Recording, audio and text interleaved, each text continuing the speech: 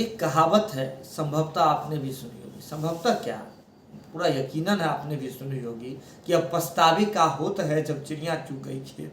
लेकिन कोई बात नहीं, ये मॉडर्न युग है और ऐसे में अगर आपके पास बुद्धि विवेक है तो कुछ जो है थोड़ा सा निकाल सकते हैं, यानी कि डूबा हुआ जो निवेश है उससे भी कुछ रिफंड मिल सकता है।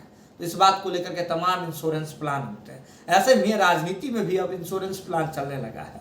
नीतीश कुमार जी ने जब संवाद विहीन हो गई थी जदयू और भाजपा, यानी कि वो जो संवाद का पुल था वो ध्वस्त हो गया था, तो ऐसे में नीतीश कुमार जी ने एक बड़ा फैसला लिया था, जिसे साहसिक फैसला बताया जा रहा था।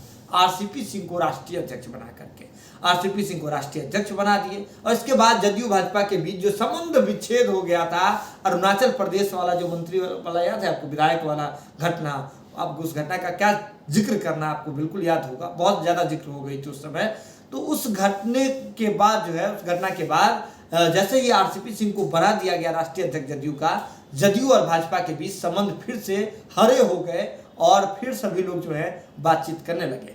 नीतीश कुमार जी भी ये बात मान के चल रहे थे कि आरसीपी सिंह की जो आस्था है वो बीजेपी में रहती है। इसके बाद भी, राष्ट्रीय अध्यक्ष बनने के बाद भी हमने देखा कि जब वर्चुअल मीटिंग हो रही थी, नीतीश कुमार जी जहां टीकाकरण को लेकर के अपना पीठ थपथपा रहे थे, वहीं आरसीपी बाबू जो नीतीश कुमार के दाएं हाथ माने जाते हैं, जदयू के राष्ट्रीय अध्यक्ष हैं, वो आते हैं प्रधानमंत्री नरेंद्र मोदी जी की तारीफ के पुल बांध देते हैं। और ये बात तो नीतीश कुमार जी को कैसे डाइजेस्ट हुआ होगा, कैसे नीतीश कुमार जी सोए होंगे, ये बात भी आपको पता है। लेकिन चलिए अब आगे चलते हैं कि नीतीश कुमार जी ने वहां तो सोचा था कि बातों को जो है हम सही कर लेंगे, लेकिन कहीं ना कहीं चाबी जो है गाड़ी का वो आरसीपी जी बाबू के हाथ में दे दिए थे। जब गाड़ी का चाबी जिनके हाथ में हो उन्हीं के हाथ में कंट्रोल हो जाता है, ये बात भी आरसीपी बाबू ने स्थापित कर ही दिया, इस बात को भी सत्य बता ही दिया। हमने देखा कि किस प्रकार से आरसीपी बाबू ताबड़तोड़ आरसीपी सिंह फैसले ले रहे हैं जदयू में, अब मंत्री पद तक भी पहुंच गए, केंद्रीय मंत्री बन गए, नीतीश कुमार से भी ऊंचा कद कुर्मी समाज के नेता के रूप में स्थापित कर लिया।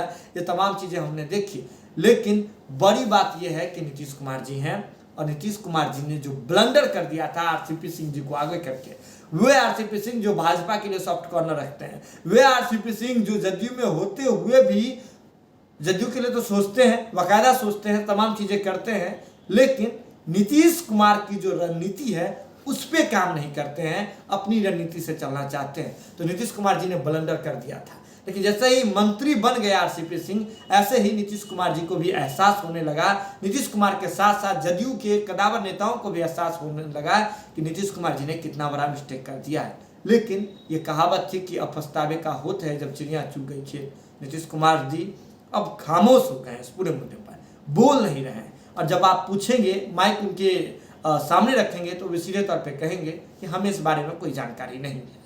नीतीश कुमार जी ये कह करके तो निकल जाएंगे। लेकिन नीतीश कुमार जी के करीबी और भी व्यक्ति हैं, ललन सिंह जी हैं। अब नीतीश कुमार जी अपने सबसे करीब उपेंद्र कुशवाहा जी को लाए हैं। तो अब नीतीश कुमार जी से जो ब्लंडर हुआ था उसे फिर से जो है सही करने के मूड में, उससे कुछ जो है उस डूबे हुए निवेश से कुछ निकालने में, कुछ फायदा निकाल लेने के चक्कर में लगे हुए हैं। आपको बता दें कि ललन सिंह और उनके साथ दे रहे हैं उपेंद्र कुशवाहा जी। उपेंद्र कुशवाहा है तो उमेश कुशवाहा जी भी उसी में संलग्न है।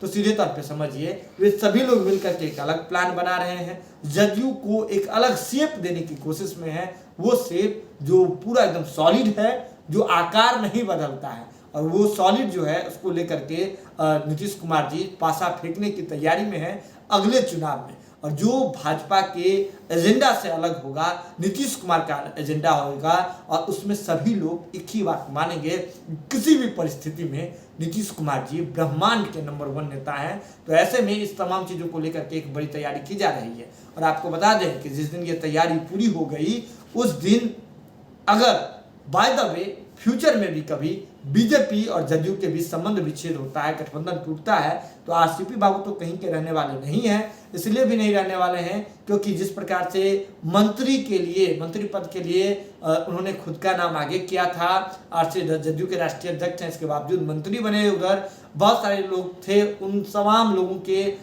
बारे में जो नाम चल रहे थे, आगे चल रहे थे, उस पर वो विराम चिन्ह लगाया था।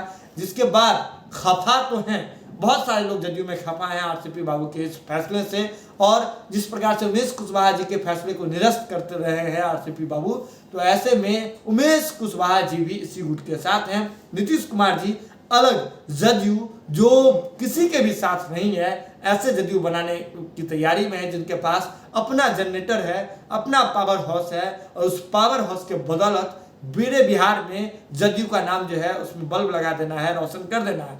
तो ऐसे में सभी लोग तैयार हैं। नीतीश कुमार जी से जो ब्लंडर हुआ था उसको फिर से जो है उस निवेश से, डूबे हुए निवेश से कुछ निकालने की तैयारी में ललन सिंह लगे हुए हैं। और ललन सिंह जब अपनी तमाम चीज़ों को छोड़ करके, लाव लश्कर को छोड़ करके किसी बात के पीछे लग गए हैं, तो समझिए ललन सिंह है, मजबूत नेता है, कुछ भी कर सकते हैं। जुड़े रहें बात लाइव के साथ।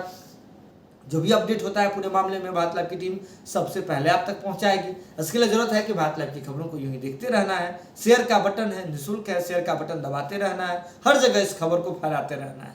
बहुत बहुत धन्यवाद। अगर ये वीडियो पसंद आई और वह बिहार के राजनीति और बिहारियत से सरोकार रखेनी तो सब्सक्राइब बटन दबा के चैनल के सब्सक्राइब कर ली। ओजे एगो घंटी बा, ओकरा बटन दबा देला से कुल सटीक और मारक खबर रुआ मुफ्त में मिल जाई। अगर रुआ पत्रकारिता के हमनी के नया प्रयोग में सहयोग कर चाहतानी तो ज्वाइन बटन दबा दी। पेटीएम नंबर नोट कर ली 9386816700। धन्यवाद।